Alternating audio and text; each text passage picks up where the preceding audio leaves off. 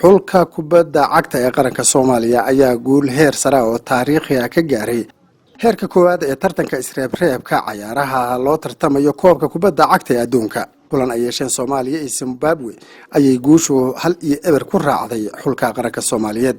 Anwar Sid Cali oo kamid ah xidigaha xulka qaranka Soomaaliya ayaa kubad la soo laaliyay la haleelay madaxa oo ku habsaday shabaqa goolka xulka qaranka Zimbabwe. gabi ahaanba ciyaarta ayaa waqtigeedii caadiga ahaa iyo daqiiqada dheeriyaba ku dhamaatay goolka Soomaaliya iyo waxba. ciyaartan oo ahayd lugtii hore ee labada xul ee qaramada Zimbabwe iyo Soomaaliya ayaa waxay ka dhacday dalka Djibouti. Maxamed Diiriye Maxamed oo kamid ah taageerayaasha xulka qaranka Soomaaliya ciyaartana daawanayay ayaa warbaahinta u sheegay in uu farxad isla kala garan waayay markii ay guushu raacday Soomaaliya. maxamed oo sharaxayay sida ay ciyaartu u dhacday ayaa sheegay in Soomaaliya ay soo bandhigtay firfircooni iyo ciyaar wanaag ay maqsuud ku noqdeen gabi ahaanba dadkii daawanayay ciyaartaasi. waxa kale oo sheegay in laga dareemayay xulka qaranka Soomaaliya isku kalsoonaan iyo han aad u sareeyo ay ku rajeynayeen guusha inay ku hantaan.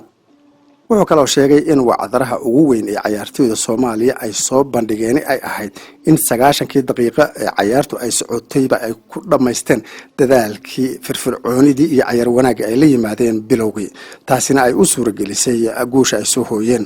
ugu dambeynna waxa uu sheegay in ay caddahay in Soomaaliya ay hore uga sii socon doonto marxaladda ay soo gaartay, tusaaluhuna yahay ciyaarta heerkeedu aadka u sareeyay ee ay soo bandhigeen sanadkan ciyaartoyda qaranka Soomaaliya. ciyaartoyda iyo taageerayaasha Soomaalida ayaa markii ciyaartu ay dhamaatayba waxa ay gegadaasi ku soo bandhigeen dabaaldeg qurux badan oo ay wada daawanayeen gabi ahaanba dadkii ka qayb galay ciyaartaas iyo kuwii daawanayay.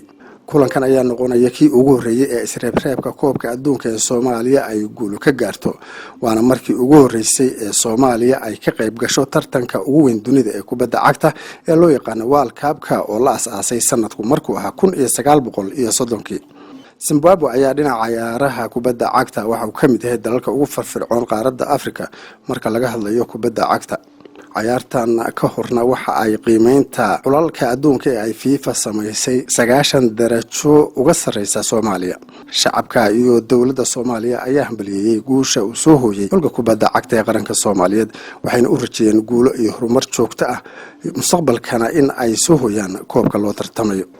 madaxweynaha Jamhuuriyadda Federaalka Soomaaliya Maxamed Cabdullaahi Maxamed ayaa hambalyo iyo bogaadin u diray ciyaartoyda xulka qaranka Soomaaliya iyo macallimiintooda. madaxweynaha oo laga dareemayay farxad aad u sareysa ayaa xulka iyo tababarayaashiisa iyo ummadda Soomaaliyeed ba ugu hambaliyay guusha taariikhiga ah ee laga gaaray tartanka markii koowaad ay Soomaaliya ka qayb gashay ee kubadda cagta adduunka.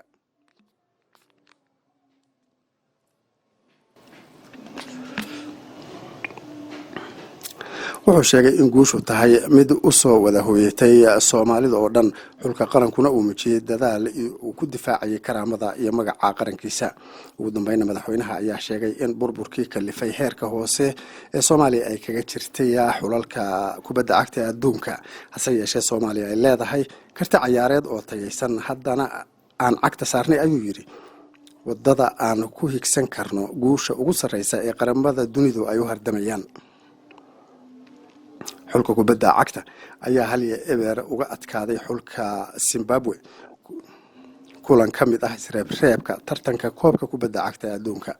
kulanka oo ahaa lugtii koowaad ee Soomaaliya iyo Zimbabwe ayaa waxa uu ka dhacay dalka Djibouti, waana markii koowaad ee Soomaaliya ay abid ka qayb gasho tartankaasi.